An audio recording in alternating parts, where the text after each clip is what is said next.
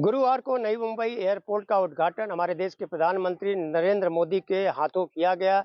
लेकिन इस उद्घाटन को लेकर के एक बार सियासत फिर गर्मा गई है। सत्ता पक्ष पर विपक्ष आरोप लगाते हुए कहा है कि सत्ता पक्ष ने विपक्ष के नेताओं को आमंत्रण नहीं दिया।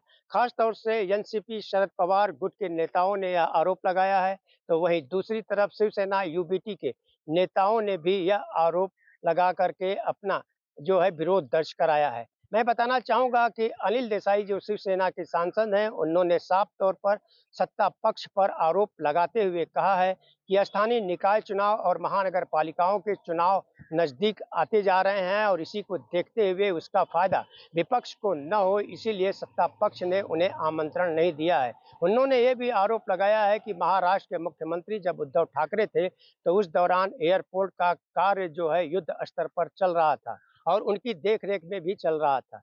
लेकिन सत्ता पक्ष ने उन्हें भी आमंत्रण नहीं भेजा है।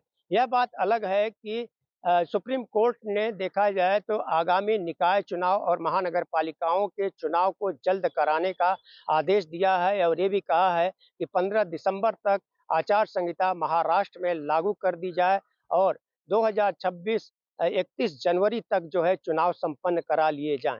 अब देखने की बात यह होगी कि जहां पर एक तरह से आरोप और प्रत्यारोप का दौर जैसे-जैसे चुनाव नज़दीक आते जा रहा है, वैसे-वैसे हर राजनीतिक दल एक दूसरे के ऊपर पलटवार करते जा रहे हैं। अब इसका फ़ायदा किसे मिलता है, यह चुनाव के वक़्त ही पता चल पाएगा। ऑन टीवी न्यूज़ के लिए कैमरामैन आशीष के साथ हरीश तिवारी।